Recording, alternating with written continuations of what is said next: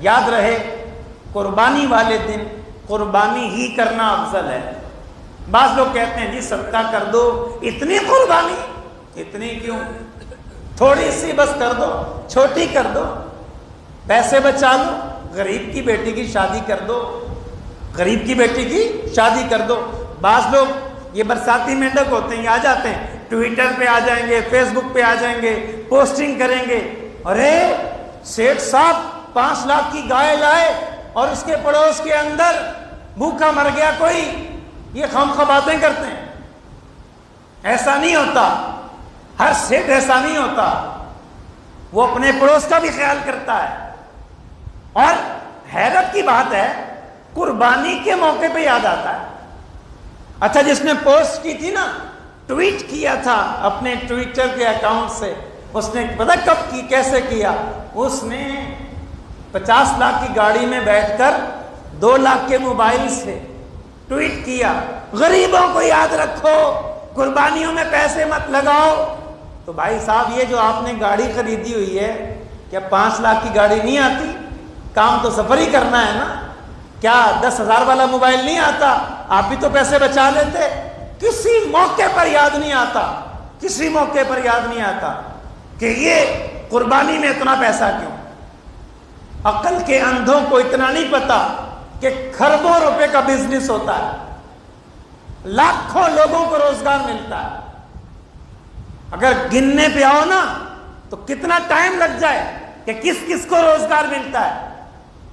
لوہے والوں کو روزگار ملتا ہے، پتہ ہے، چھریاں بنتی ہیں، دھار لگانے والوں کو ملتا ہے، بھوسے والوں کو ملتا ہے، جو جگہ جگہ بنا لیتے ہیں جگہ جانوروں کو رکھنے کی، ان کو روزگار ملتا ہے۔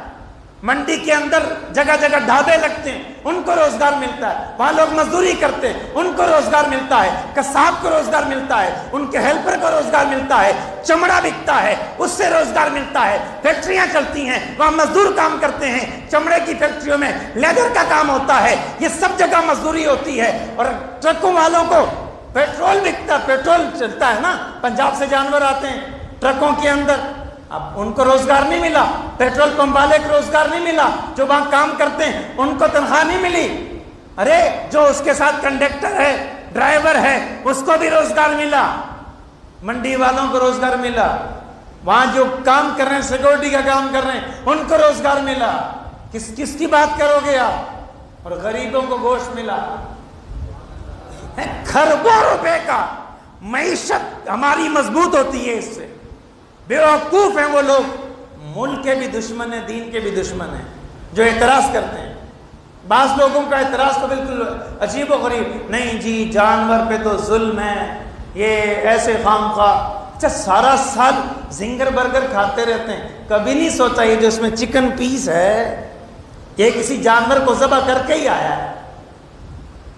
سور کھاتے ہیں اور اعتراض کرتے ہیں حلال کھانے والوں پہ۔ بات سمجھ میں آ رہی؟ سارا سال سور کی فارمنگ ہوتی، کبھی نہیں بولا یورپ کے اندر بڑے بڑے فارم ہاؤس ہیں اس کے جہاں پر خنزیر کو پالا جاتا ہے، جس طرح ہمارے بکرے پالے جاتے ہیں، گائے پالی جاتی، بڑے بڑے فارم ہوتے ہیں اس کے، اسی طرح امریکہ میں یورپ میں سور پالے جاتے ہیں۔ کبھی اس پہ کبھی اعتراض نہیں کیا، کیونکہ وہ ان کے پاپا ہیں نا، یورپ والے، امریکہ والے، انہی کے پیسوں سے تو NGOs چلتی ہیں جو پروپیگنڈا کرتے ہیں یہاں پر، انہی کے پیسوں سے۔ اب ابا کے خلاف کون بولے؟ مظلوموں کے خلاف بولیں گے، غریبوں کے خلاف بولیں گے، جن کے کوئی سپورٹر نہیں ہے ان کے خلاف بولیں گے، تو یہ بیوقوفی ہے۔ نہیں جی، اچھا کرسی پہ بیٹھا ہوا، لکڑی کی کرسی پہ، باٹنی کا جو اسٹوڈنٹ ہے باٹنی کا، اس کو پتا ہے جو زراعت کے پیشے سے وابستہ ہے، پودوں سے، درختوں سے، پیڑ سے، یہ پیڑ ہیں، درخت ہیں، کیا یہ سانس نہیں لیتے؟ کیا کہتی ہے جدید سائنس؟ سانس لیتے ہیں نا درخت، جاندار ہے نا، یہ بھی، ان میں بھی جان ہے نا، تو ان کو کیوں ذبح کیا؟ ان پہ کیوں آرا مشین چلائی؟ تجھے اپنا بیڈ چاہیے تھا تو تو نے ایک جاندار درخت کو کاٹ دیا۔ روزانہ آدمی سانس لیتا ہے، کتنے بیکٹیریاز، جراثیم سانس سے اندر چلے جاتے ہیں اور اندر جا کے مر جاتے ہیں۔ جن کا امیون سسٹم مضبوط ہوتا ہے اندر جا کے مر جاتے ہیں. لوگوں نے کہا دیکھو کرونا جو ہے نا گھبرا گیا پاکستان میں آ کے, وہ گٹکا کھا رہی ہے یہ قوم بھائی, کرونا بھی مر گیا اس میں. وہ پانی ایسا گندا پی رہی ہے, پہلے ہی اتنے سینکڑوں جراثیم اندر ہے, وہ کرونا پریشان ہو گیا میں کیا کروں گا, وہ بیچارہ مر گیا اس میں. تو کتنے ہی جراثیم وہ زندہ ہوتے ہیں, جراثیم بیکٹیریاز زندہ ہوتے ہیں. تو سانس لینا بند کر دو, کیونکہ تمہارے سانس لینے سے کتنے جاندار بیکٹیریاز مر جاتے ہیں. یہ ظلم نہیں ہے, ایسے ہی فضول باتیں کرتے ہیں. دیکھو اللہ پاک نے جو حکم دیا ہے نا اس سے بڑھ کر کوئی حکمت نہیں ہے. اللہ پاک نے فرمایا جانور پیدا کیے تمہاری سواریوں کے لیے, تمہارے کھانے کے لیے اور جہاد کے لیے.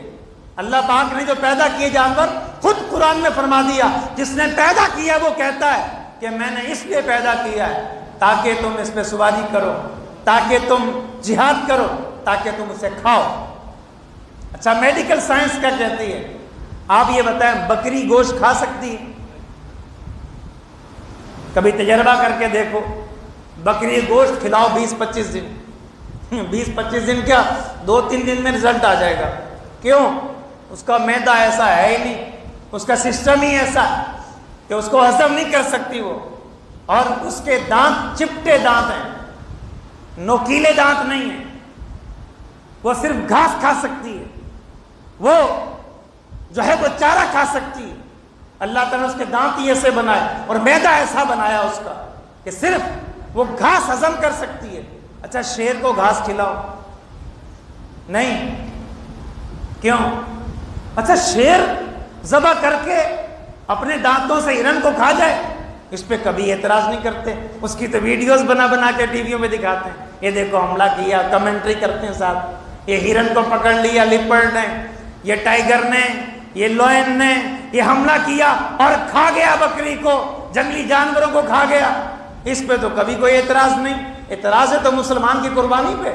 واہ تمہاری عقل کیا بھونڈی تقسیم ہے. اچھا بھائی شیر گوشت کیوں نہیں کھا سکتا؟ کیونکہ اس کا سسٹم ہی ایسا نہیں. گوشت وہ شیر جو ہے گھاس کیوں نہیں کھا سکتا؟ اس کا سسٹم ہی ایسا ہے کہ گھاس کھائے گا تو بیمار ہو جائے گا, مر بھی سکتا. اس کے دانت نوکیلے ہیں. کس بات کی دلیل ہے کہ نوکیلے دانت اس کے اللہ نے رکھے ہیں جس کا نظام ایسا بنایا کہ گوشت اس کے پیٹ میں جا کے ہضم ہو. اور اللہ پاک نے انسان کو کون سے دانت دیے ہیں؟ چپٹے بھی دیے ہیں, نوکیلے بھی دیے ہیں اور پلین بھی دیے ہیں. پیچھے چلے جاؤ داڑھوں کی طرف, پلین ہیں, چبانے والی ہیں.